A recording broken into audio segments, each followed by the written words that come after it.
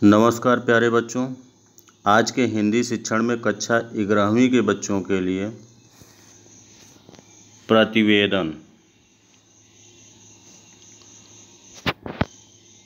प्रतिवेदन को अंग्रेजी में रिपोर्ट या रिपोर्टिंग कहते हैं। यह एक प्रकार का लिखित विवरण होता है जिसमें किसी संस्था, सभा, दल, विभाग या विशेष आयोजन की तथ्यात्मक जानकारी दी जाती है, अर्थात उस आयोजन में क्या क्या घटनाएं घटी, कौन मुख्य अतिथि के रूप में आया है, आमंत्रित व्यक्तियों के नाम, उनके द्वारा कही गई बातें, उनके द्वारा किए गए क्रियाकलापों का पूरा विवरण होता है। इसका उद्देश्य संबंधित व्यक्तियों को संस्था के कार्य, परिणाम, जांच या प्रगति की सही तथा पूरी जानकारी देना होता है।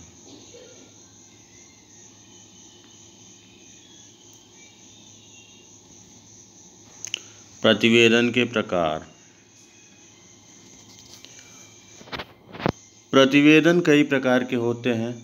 प्रमुख रूप से इन्हें निम्न श्रेणियों में बांट सकते हैं। पहला है सभा, गोष्ठी या किसी सम्मेलन का प्रतिवेदन। दूसरा संस्था, जैसे विद्यालय, सामाजिक संस्था कोई हो गया, धार्मिक संस्था आदि का वार्षिक या मासिक प्रतिवेदन। वार्षिक का मतलब वर्ष में एक बार, जो कि बहुत बड़ा बुकलेट की तरह हो जाता है, कई पेजों में आता है, वार्षिक रिपोर्ट जिसको बोलते हैं। मासिक प्रतिवेदन में महीने भर का पूरा विवरण। तीसरा आता है व्यावसायिक प्रगति या स्थिति का प्रतिवेदन। चौथा है जांच समिति द्वारा प्रतिवेदन। इनमें से व्यावसायिक प्रगति संबंधी प्रतिवेदन और जांच समिति के प्रतिवेदन तकनीकी होते हैं।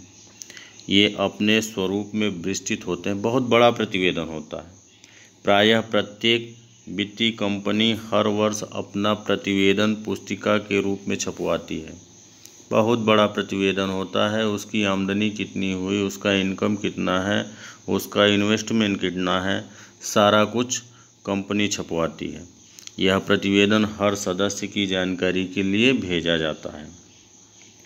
इसी प्रकार जांच समितियों के प्रतिवेदन भी आकार में बहुत बड़े होते हैं।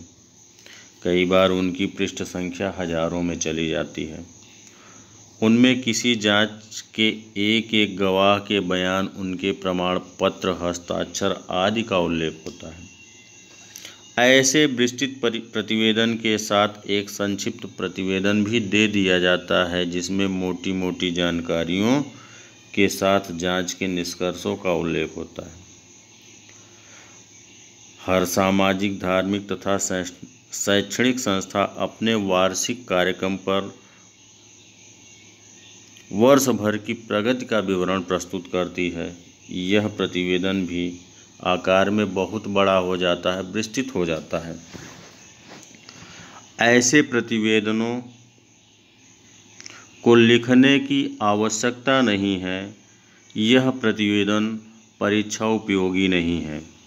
परीक्षा में इनकी लेखन शैली का परिचय तो पूछा जा सकता है, किंतु ऐसा प्रतिवेदन लिखना नहीं आता है। अतः छात्रों को छोटे छोटे कार्यक्रमों, बैठकों, सभाओं, सम्मेलनों के प्रतिवेदन लिखने का अभ्यास करना चाहिए। अब आता है आगे प्रतिवेदन के गुण।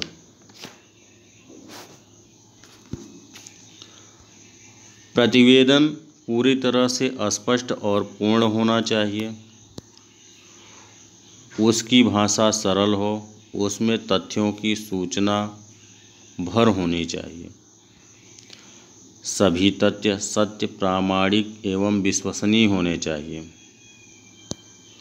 केवल महत्वपूर्ण तथ्यों का समावेश होना चाहिए और संक्षिप्तता पर बराबर ध्यान होना चाहिए। अर्थात जो हमारा प्रतिवेदन है वह बहुत संक्षिप्त होना चाहिए, पूरी तरह से स्पष्ट होना चाहिए और पूर्ण होना चाहिए। क्या क्या कार्यक्रम हुआ, क्या क्या घटनाएं हों, उसकी जानकारी होनी चाहिए। तथ्यों पर आधारित होना चाहिए, इसमें झूठ फरेब नहीं लिखना होता है। अगला है, प्रतिवेदन का एक शीर्षक भी देना चाहिए, अर्थात उसका नामकरण होना चाहिए। शीर्षक मुख्य विषय को रेखांकित करने वाला होना चाहिए, मतलब हमारा मुख्य बिंदु क्या है।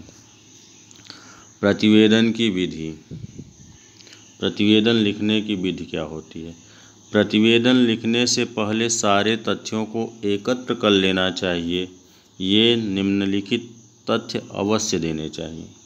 सबसे पहला है संस्था का नाम, दूसरा बैठक / सम्मेलन / सभा का नाम और उद्देश्य, किस लिए बैठक की गई है, उसका उद्देश्य क्या है, बैठक का नाम क्या है, सम्मेलन है, सम्मेलन का नाम क्या है, इसका उद्देश्य क्या है।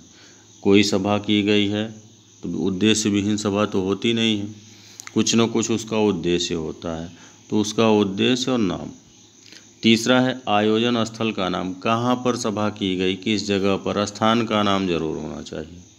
चौथा है आयोजन के दिनांक और समय की सूचना, किस दिनांक में हुआ है, किस समय हुआ है, ये भी प्रतिवेदन में देना पड़ता है।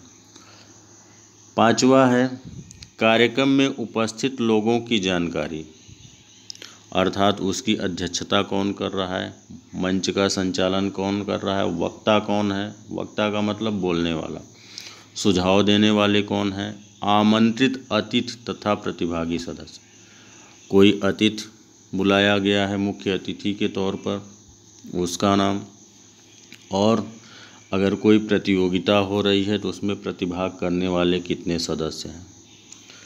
आगे निर्णयों की जानकारी, यह बहुत महत्वपूर्ण है। जैसे कोई खेल प्रतियोगिता है या और कोई प्रतियोगिता है, तो प्रतियोगिता में क्या परिणाम आया उसकी जानकारी इसमें अवश्य देनी चाहिए। अब इसी से संबंधित एक प्रतिवेदन यहाँ पर है, अपने विद्यालय के वार्षिकोत्सव पर एक प्रतिवेदन। तो यहाँ पर प्रतिवेदन प्रस्तुत है, इस प्रतिवेदन को आप लोग पढ़ेंगे और पढ़ने के बाद इस प्रतिवेदन में दी गई बारीकियों का अध्ययन करेंगे और प्रतिवेदन लिखने का अभ्यास करेंगे। यहीं पर हमारा वीडियो समाप्त होता है। हमारा वीडियो कैसा लगा कमेंट बॉक्स में ज़रूर लिखिएगा, और जो लोग चैनल को सब्सक्राइब नहीं किए हैं वे सब्सक्राइब ज़रूर करेंगे। धन्यवाद।